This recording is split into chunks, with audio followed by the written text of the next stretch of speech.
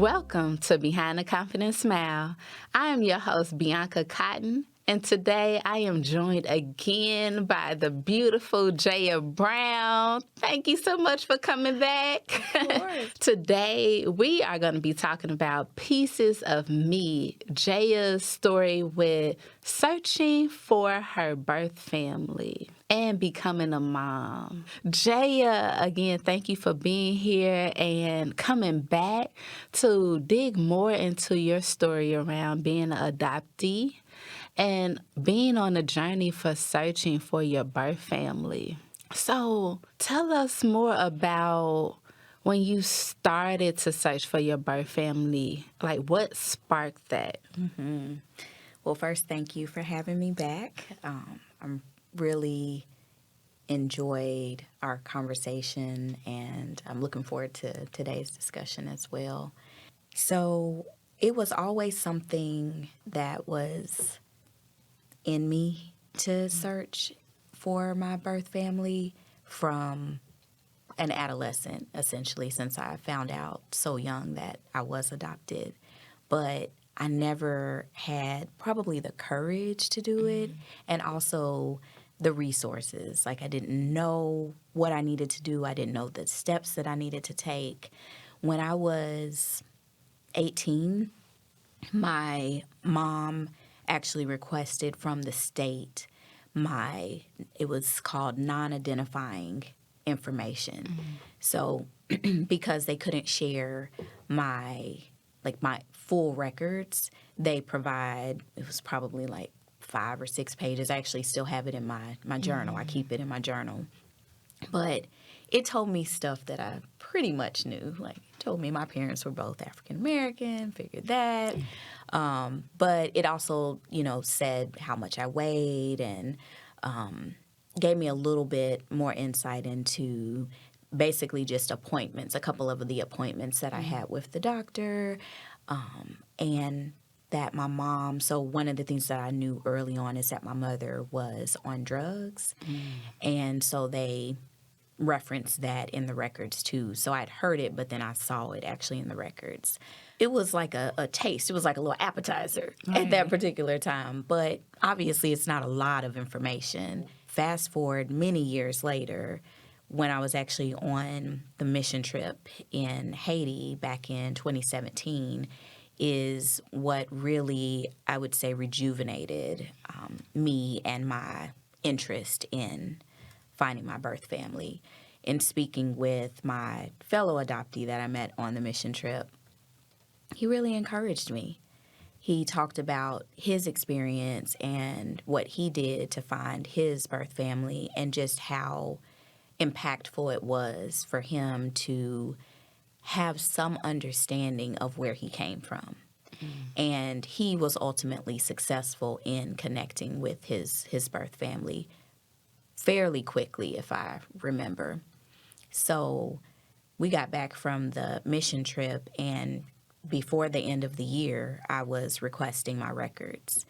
And I received them in 2018, and it was a lot. It was like hundreds of pages, actually. Wow. Yeah, definite, at least 100 pages, I would say, of records. How did that feel, one, being encouraged to pursue learning more and searching for your birth family, and also receiving hundreds of pages? In a word, overwhelming. And overwhelming with gratitude for the support that I had to take this next step. It was the support from my fellow adoptee, now friend, and also was the support from my father, my husband, and a small circle of friends that I shared that I was going to do this. And then also my oldest brother, I also shared. And I actually remember very consistent themes around the conversations that I had with them, and over half of them, not even knowing what the other person said, were like, okay, well, if you find out, like, I'm going on the road trip with you. Like, we'll go to Memphis with you. And I was overwhelmed by that support, especially, again, none of them knew what the other person said. They just all were individually stepping in to support me in the journey. So that was overwhelming. And then when I got the package in the mail, I remember I think I dropped. Like, I was standing when I saw it and, like, flipped it over and saw my name and saw that it was coming from the state of Tennessee. And I remember just sort of dropping it to a chair, almost collapsing, because I remember my husband kind of holding me.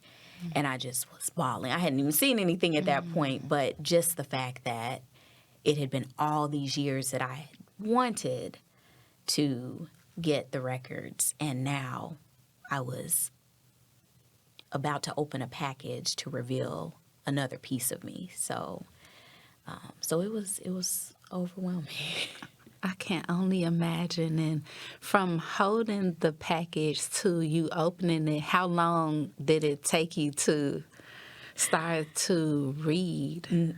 Immediately. So I can't remember the full time frame, but it was certainly that day.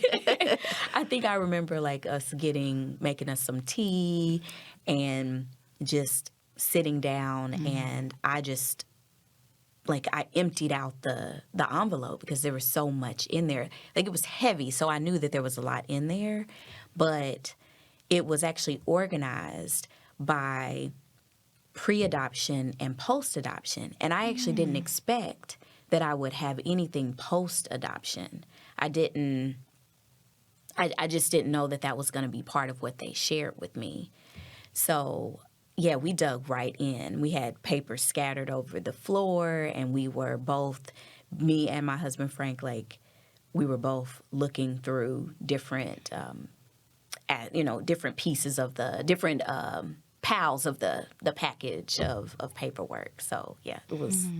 I was ready to dig right in. So, as you were digging in, what caught your eye first? First thing that caught my eye was the name of my birth mother. Because I knew my name. I was told when I received the non-identifying information, I knew that my name was Demetria Michelle Odom. Oh. When I opened up the package or got to whatever page had my mother's name, her name was Judith Michelle Odom. So then the immediate connection was she gave me her middle name. Immediate. Wow. So that again, overwhelming. But that was certainly the first thing that caught my attention. And sitting with that now, right? What, 5 years, 4 years later, how does that make you feel knowing that your mother gave you her name? It's really special to me to know that, because like we've talked about, the narrative that I heard well into adulthood was that she didn't want me. And so you don't necessarily give your name or even a piece of your name to something that you don't want. You don't mark something that you don't want. Right? And mark might be the wrong term, but you know what I mean. I understand what you mean. So that's, I think, why it was so overwhelming when I read that, because I did pause at that moment and immediately said, she gave me her middle name. Right. We were starting to unravel the narrative that had been spun for me. Right. The truth is coming out. What other truths did you discover? The other truths were, consistent with the theme of she did want me. In the records, it talks about the fact that for 6 to 8 months, I was with her and my family, my birth family. It wasn't stable. She didn't have the means to keep me. She was still out and about, for lack of a better term, because for all intents and purposes, what I pieced together was that she was a drug addict.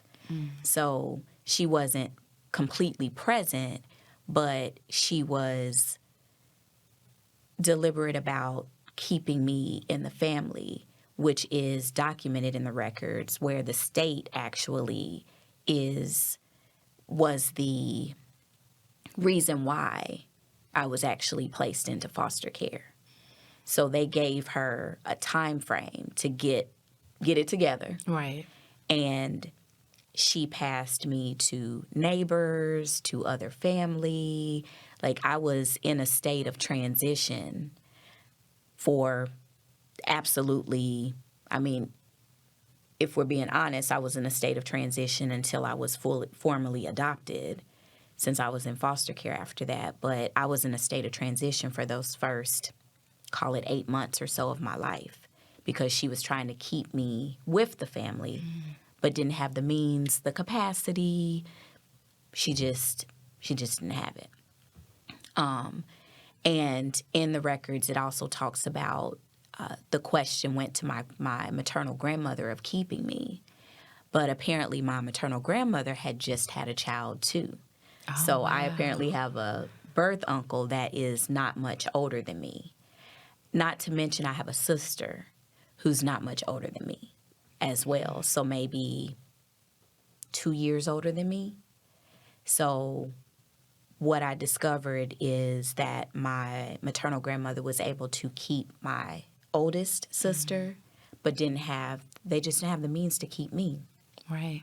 And she had just had a baby too. Exactly. So the truth, I guess, that was validated was that she did want me and was trying to make it work, but did not have the means or the capacity or the resources to do that. Because you see financial records and everything. You see that they were getting assistance from the state. Like, you see that, like, all of that is in these records. Oh, wow. Yeah. That's really detailed. Yes, I did not. I had no awareness that that was going to be part of the records. But that just sort of established the case a bit, or, again, gave me validation. So that was one truth. The other truth was that I had a sister, and that was confirmed.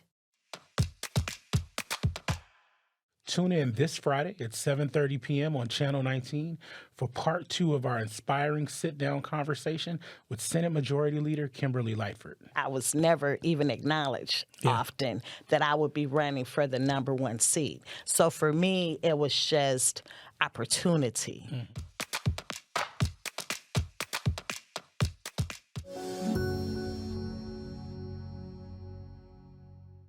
What came to mind for you in that time period? Like, what do I do now? Or That's exactly.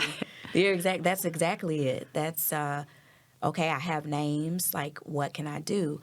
Part of the affidavit documentation that you sign in making this request to the state is that you are agreeing not to reach out to the family or make any sort of contact until the state has done their due diligence and they have attempted to contact. There was like a contact request sheet in the forms, and it gave me the opportunity to list who I would like to have contacted. Now, I don't know who's alive. I don't know who my father is. Still don't to this day. But, like, I didn't know who to really put down. But I thought, let's start with my mom and my sister. Because, again, I knew that they existed. right. Whether or not they were still here or not. It was like, what do I do now? But also knowing, like, I'm a bit restrained. I cannot contact them, but I could look people up. Right. We had the internet. We have the internet. So I was in this cycle of, like, searching and Googling their names and trying to see, could I find them I'm not even on Facebook actively, and I was, like, on Facebook to see if I could see them by typing all different combinations of their names. And I was coming up empty. I was coming up empty-handed. I didn't find anything. It was not until 2019. I don't know what I was dreaming about, but I woke up with this urge to Google my mother's name. Now, mind you, all this entire time, at least once a week, I'm thumbing through these records. I'm journaling about my emotions. I'm talking with my therapist about how it's making me feel and what I want to process and all of that. I'm talking to my husband, and so it's my friend, the friend circle, so it's top of mind and it's at the forefront, and I'm very much interested in making the connections and all of that. But again, I'm waiting to hear. Well, so I woke up from my nap and I decided to Google my mother's name, and I Googled her name and her obituary came up. And before that, it hadn't come up, but she actually this is wild to me. We took my oldest to Memphis for summer break before school started. We went in August, like the end of August. The obituary shows that my mother passed away on August 3rd of 2018. Exact same year, same month that we were in Memphis, which is where I was born. I don't know what I sounded like because it was an out-of-body experience, but I do remember hearing, like, footsteps quickly. My husband, we talked about it later, he was rushing down the stairs because he heard me, like, wailing. I was just sobbing and crying, and it was never met her, don't know what she looks like. But in that moment, I'll never get to say to her directly, thank you. I'll never be able to look her in her face and search to see me. Yeah. I don't know if I look like her. I don't know what characteristics I share with her. I don't know what she sounds like. But I will say there's something about getting those records and being able to have the narrative shifted for me in a very positive way, to know that I was loved, to know that I was wanted, to have that revelation for me before seeing the obituary, because I was in this space of gratitude from the moment that I read that information in those records. So instead of it being, you didn't want me, which was what I felt for most of, all of my childhood, right? Even into my adulthood, right? Instead of that being what I felt, bitterness, and I had to process all of those because those were all real emotions that I had because of the narrative. All of those were replaced with these positive, sort of freeing emotions. So it's all bottled up, and then I get the obituary. And it's devastation, but it's also like it would have been so different if I hadn't known that she actually did want me. Right. Right? So now my prayers and my conversations with her is with gratitude. Right. It's with a appreciation. relief. It's a relief. It's relief. It's relief. Relief knowing the truth. And that can help you heal on your journey. Yes. Oof. Right? and you said relief, and relief is my theme for this year. Yes. So yes. How did you getting your records, learning that you were loved, impact your motherhood journey? I was very intentional about making sure that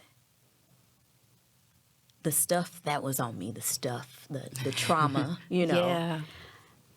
I really wanted to do the work to not pass that on to her. I wanted she and I to have a positive, honest, trusting, loving relationship as mother and daughter.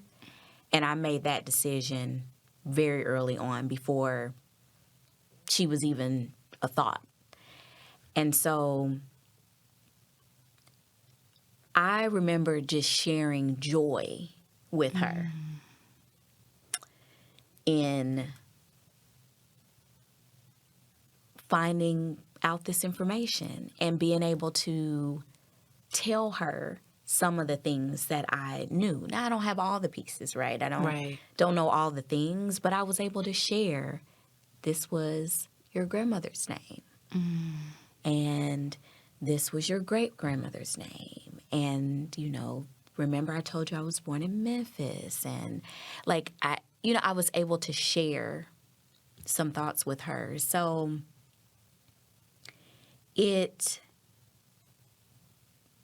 further inspired me to continue to just build a great relationship with my daughter. That's good. Yeah. As we wrap up this beautiful conversation, what is your message to your fellow adoptees who may fear even pursuing searching for their birth family? So, one is to absolutely assemble your village. If your village is a therapist, assemble the village. Right. If your village is family and friends, assemble them. Because I remember that being advice that I received on that evening in Haiti, that you want to make sure that you pour into yourself as much as you can before you embark on this journey, because it's going to have ebbs and flows, as has absolutely been the case. The other advice is do it, pursue it. It is going to uncover a lot of emotions, but also a lot of insights for you. I do not regret making the decision to request my records, and I'm still on the journey. I know about my mother as far as where she is, but I have a sister that I'm searching for. I have a maternal grandmother that I'm still searching for. I'm not going to stop until. Right. I'm not going to stop.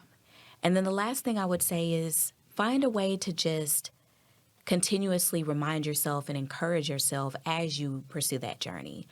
My youngest will be 1 next month, and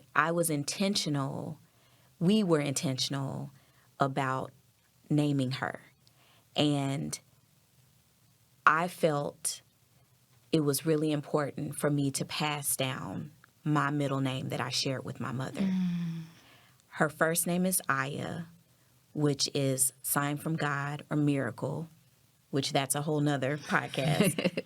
Her middle name is Michelle. Oh. So that is a reminder to me every single day. And it's interesting because God said, as much as I was concerned about having a daughter because of the relationship that I had with my adoptive mom, and because I did not meet my birth mom or know my birth mom, God gave me 2 daughters. So I have 2 daughters to pour into and to build the relationship that I have always wanted. So it is rewarding to go through the experience. Despite the challenges, I encourage anybody who wants to start that journey to just start it. Thank you so much for sharing your heart with us, and the hard times and the encouraging moments and the wailing moments. That's all a part of pieces of me, right? So thank you. Thank you again. It's a lot to process, and I hope that you take heed to Jaya's recommendations and encouragement if you are an adoptee.